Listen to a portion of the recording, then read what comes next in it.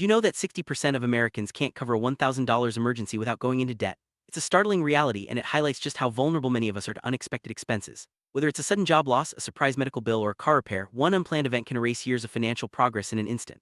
That's why building an emergency fund isn't just a good idea, it's essential. In this video, we'll break down exactly how to create a 6-month emergency fund, step by step, so you can protect yourself and your future. Emergency fund is a dedicated savings account with 3 to 6 months of living expenses set aside. This isn't money for vacations or shopping sprees. It's your financial safety net, only to be used in true emergencies like job loss, medical crises, or essential repairs. Think of it as your personal insurance policy against life surprises. By having this fund, you give yourself peace of mind and the ability to handle setbacks without going into debt. Let's dive into how you can figure out exactly how much you need. How much should you actually save? Start by calculating your essential monthly expenses. Think rent, food, utilities, insurance, and transportation. Once you have that number, multiply it by 3 for a starter fund or by 6 for a full emergency fund. For example, if your essentials add up to $3,000 a month, your target should be between $9,000 and $18,000. This may sound like a lot, but breaking it down into manageable steps makes it achievable. Next, let's talk about how you can build this fund faster. Want to speed up your emergency fund? Automate a fixed transfer to a high-yield savings account every payday. This way, saving becomes effortless and consistent. Temporarily cut back on non-essential spending like eating out or shopping until your fund is built. You can also sell unused items, take on extra shifts, or redirect tax refunds and bonuses straight into your emergency account. Every little bit adds up, and with focus, you can reach your goal much sooner than you think.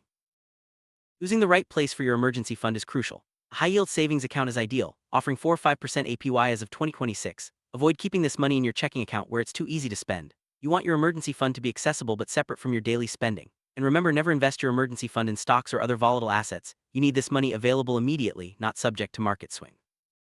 It's important to set clear rules for what qualifies as an emergency. True emergencies include job loss, medical crises, or your car breaking down if you need it for work. Buying a new phone because yours is old, snagging a vacation deal, or shopping a big sale, these don't count.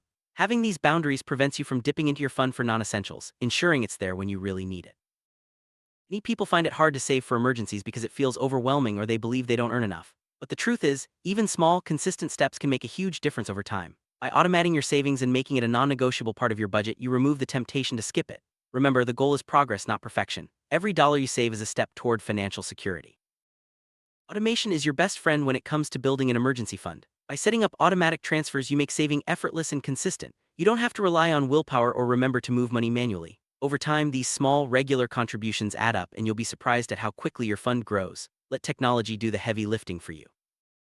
Temporarily reducing non-essential spending is one of the fastest ways to build your emergency fund. This might mean skipping takeout, delaying new clothes, or pausing subscriptions.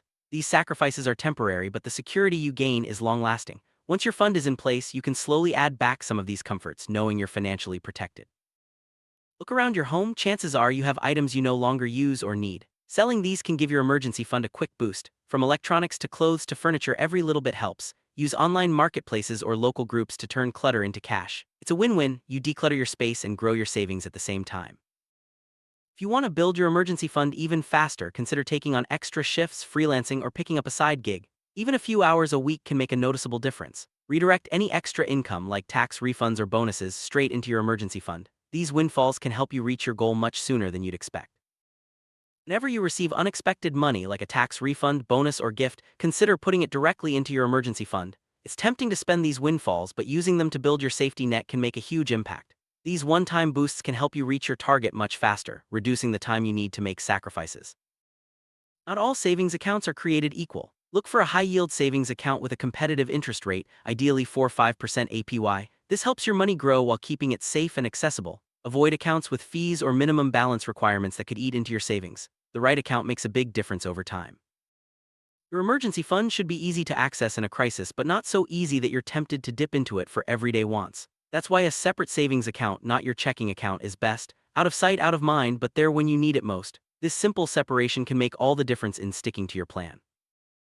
It might be tempting to invest your emergency fund in stocks or other assets for higher returns, but this is risky. The purpose of your emergency fund is to be available immediately, no matter what's happening in the market. Keep it safe, liquid, and separate from your investments. Peace of mind is worth more than a few extra dollars in returns. Let's clarify what counts as a true emergency. Job loss, a medical crisis, or your car breaking down when you need it for work are all valid reasons to use your fund. These are situations that threaten your ability to cover basic needs or earn income. Having clear examples helps you make smart decisions when the time comes. On the flip side, not every unexpected expense is an emergency. Upgrading your phone, taking advantage of a vacation deal, or shopping a big sale are not reasons to dip into your fund. Setting these boundaries protects your savings and ensures the money is there for real emergencies. Stick to your rules for long-term success. Everyone's situation is different, so it's important to set your own rules for what counts as an emergency. Write them down and review them regularly. This clarity helps you avoid impulse decisions and keeps your fund intact for when you truly need it. Personal accountability is key to long-term financial health. Beyond the numbers, having an emergency fund brings peace of mind. You'll sleep better at night knowing you're prepared for life's surprises. Financial stress is one of the biggest sources of anxiety for many people, but a solid emergency fund acts as a buffer, giving you confidence and security no matter what comes your way. Life changes, and so should your emergency fund. Review your expenses and fund size at least once a year or whenever you have a major life change like moving, getting married, or having a child. Adjust your target as needed to make sure you're always protected. Staying proactive keeps your financial safety net strong. Now that you know how to build a 6-month emergency fund, it's time to take action. Start small if you need to, but start today. Automate your savings, set your rules, and stay consistent. Your future self will thank you for the security and peace of mind you've created. Remember, the best time to prepare for an emergency is before it happens.